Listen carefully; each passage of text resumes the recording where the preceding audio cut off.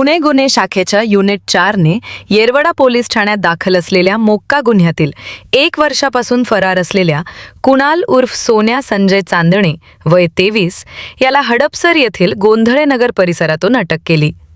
गोपनीय माहितीच्या आधारे आरोपीचा शोध घेऊन त्याला ताब्यात घेण्यात आले। चौकशीत त्याने संबंधित गुन्ह्यातील सहभाग कबूल केल्याची माहिती पोलिसांनी दिली।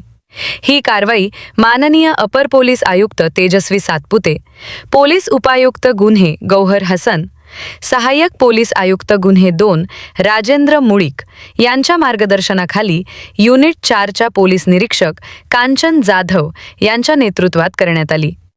कारवाईत पोलीस उपनिरीक्षक वैभव मगदूम तसेच पोलीस अंमलदार हरीश मोरे, एकनाथ जोशी, अमजद खान शेख, तुषार खराडे, सुभाष आव्हाड, किशोर दुशिंग, नितीन साबळे, विठ्ठल वाव्हळ, प्रवीण भालचिम, अजय गायकवाड, वैभव रणपिसे, विशाल इथापे, शरद झांजरे, रोहिणी पांढरकर आणि मयुरी नलावडे यांनी सहभाग घेतला।